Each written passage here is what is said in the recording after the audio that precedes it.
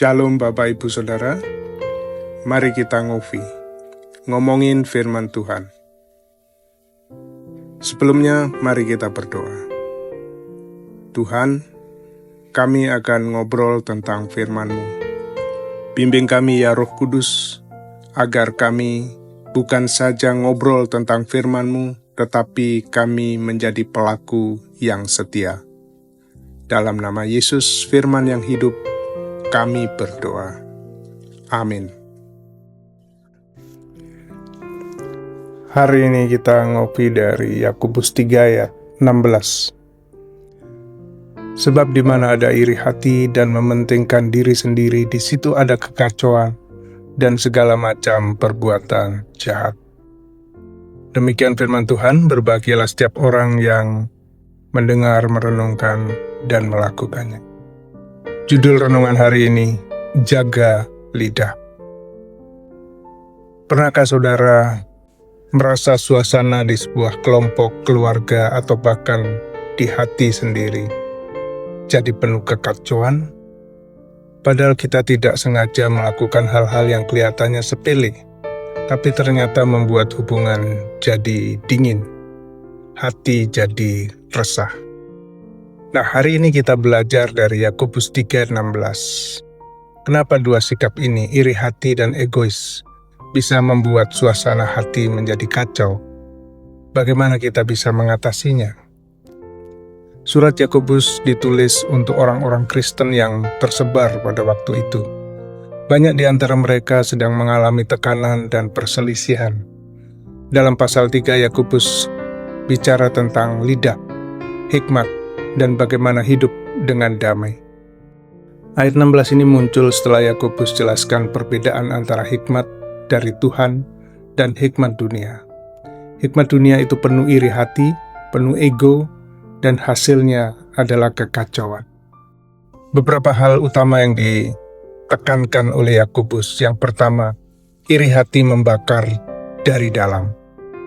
Iri hati adalah ketika kita tidak suka melihat orang lain diberkati, atau kita merasa lebih pantas. Lama-lama iri hati ini membuat kita tidak bisa bersyukur dan susah untuk berdamai.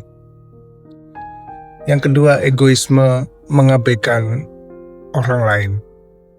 Mementingkan diri sendiri artinya kita hanya fokus pada diri kita, pada aku kita, dan lupa bahwa kita hidup di tengah-tengah orang lain. Egoisme itu membuat kita tidak peka sama kebutuhan orang lain. Dan yang ketiga, dua sikap ini melahirkan kekacauan. Yakobus bilang jelas, kalau kita pelihara dua sikap ini, yaitu iri hati dan egoisme, maka yang keluar adalah kekacauan, bukan damai. Hubungan menjadi rusak, pekerjaan menjadi berat, dan hati sendiri pun tidak tenang. Bayangkan sebuah tim sepak bola, kalau setiap pemain cuma peduli dengan cetak gol sendiri, dan iri dengan teman yang lebih hebat. Apa yang terjadi? Tim itu nggak akan pernah menang. Semua sibuk bersaing sendiri-sendiri. Lupa pada tujuan utama mereka, yaitu membuat tim menjadi menang.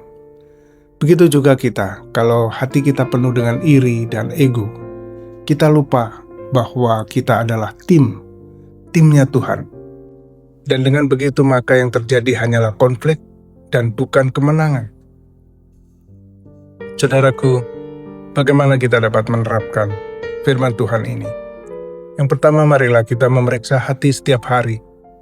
Kalau kita mulai merasa iri hati, ingin menang sendiri, cepat berdoa, minta Tuhan membersihkan hal itu. Belajarlah bersyukur, fokus pada apa yang Tuhan sudah berikan. Utamakan kepentingan bersama, tanyakan apa yang terbaik untuk semua, bukan hanya untuk diri saudara sendiri. Minta hikmat Tuhan, hikmat dari atas itu membawa damai, bukan kekacauan. Marilah kita berdoa. Tuhan Yesus, terima kasih untuk firman-Mu hari ini. Kami mengaku seringkali masih iri hati, mementingkan diri sendiri. Ampunilah kami Tuhan, bersihkan hati kami dari sikap-sikap yang tidak berkenan di hadapan. Ajari aku untuk bersyukur rendah hati dan mengutamakan damai seperti yang Engkau kehendaki. Kami mau taat Tuhan dan hidup dalam hikmat-Mu. Dalam nama Yesus kami berdoa. Amin.